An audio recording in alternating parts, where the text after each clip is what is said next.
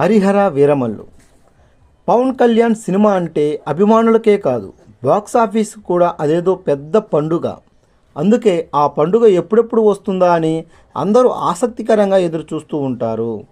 సుదీర్ఘ విరామం తర్వాత పవన్ కళ్యాణ్ కథానాయకుడిగా నటించిన చిత్రం హరిహర వీరమల్లు. పవన్ కెరీర్లోనే నటిస్తున్న తొలి పీరియాడికల్ మూవీ కావడంతో, ఏపీ డిప్యూటీ సీఎంగా బాధ్యతలు చేపట్టిన తొలి చిత్రం కావడంతో దీనిపై భారీ అంచనాలున్నాయి. పైగా పవన్ స్వయంగా ప్రచార కార్యక్రమాల్లో పాల్గొనడంతో ఆ అంచనాలు మరింత పెరిగాయి. మరి వాటిని వీరమల్లు అందుకుంటున్నాడా? తెరపై ఎలాంటి మేజిక్ చేయబోతున్నారు? అసలు కథేంటి? హరిహర వీరమల్లు స్టోరీ 16వ శతాబ్దంలో మొదలయ్యే కథ ఇది.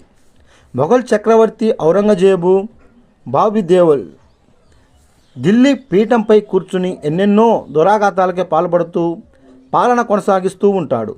మత మార్పిడి కోసం దేశ ప్రజలని బలవంతం చేస్తూ ఉంటాడు. అందుకు ఒప్పుకోకుండా హిందువులుగానే జీవించే వాళ్ళు నుంచి బిజియా పన్ను వసూలు చేస్తూ ఉంటాడు. మరోపక్క ప్రజలు ఆకలితో అలమటిస్తున్న వాళ్ళని పట్టించుకోకుండా దేశ సంపదని దొల్లగొడుతూ ఉంటాడు. వాళ్లకు అనుకూలంగా కొద్దిమంది రాజులు వాళ్ళ అనుచరులు పనిచేస్తూ ఉంటారు. వాళ్ళందరికీ వీరమల్లు అంటే మన పవన్ కళ్యాణ్ హడల్ పెద్దవాళ్ళ దగ్గరున్న సంపదని దోచిపెట్టి పేదలకు పంచిపెడుతూ ఉంటాడు.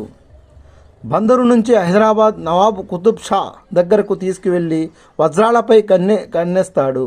వీరమల్లు తన బలగంతో చార్మినార్ వరకు వచ్చి మరీ వజ్రాలను కాజేస్తాడు. అతని వీరత్వం గురించి తెలుసుకున్న కుతుబ్ షా ఢిల్లీలో ఔరంగజేబు సింహాసనంపై ఉన్న కోహినూర్ వజ్రాన్ని తీసుకొచ్చే బాధ్యతని అతనికి అప్పచెప్తాడు. ఏ కారణాలతో అందుకున్న వీరమల్లు ఒప్పుకున్నాడు. హైదరాబాద్ నుంచి ఢిల్లీకి వెళ్లే క్రమంలో ఆయనకి ఎదురైన పరిస్థితులు ఎలాంటివి? ఈ కథలో పంచమి నిధిల్ అగర్వాల్ ఎవరు? ఆమెకి వీరమల్లు సంబంధం ఏమిటి? శత్రుదేశమైన ఔరంగజేబు సామ్రాజ్యంలోకి వీరమల్లు ఎలా వెళ్ళాడు? తదితర విషయాలు తెలియాలంటే సినిమా ఖచ్చితంగా చూడాల్సిందే. అసలు ఈ మూవీ ఎలా ఉందంటే, ఒక సినిమా కొన్ని నెలల ఆలస్యమైన అవుట్డేట్గా మర్చిపోయే కాలం. ఇది కథనాలు వర్తమానం పరిస్థితులకి అద్దం పట్టేలా లేదు. సందేహాలు భయాలు వ్యక్తం కావడం సహజం. అలాంటి 5 ఏళ్లకు పైగా ఈ సినిమా సెట్స్పై ఉంది. అయితే చరిత్రాత్మక నేపథ్యం కారణంగా ఈ కథకి అలాంటి ఇబ్బంది ఏమీ కలగలేదు. పైపెచ్చు ఇప్పుడు ఎక్కువగా మాట్లాడుతున్న సనాతన ధర్మం నేపథ్యాన్ని ఇందులో బలంగా సృష్టించారు.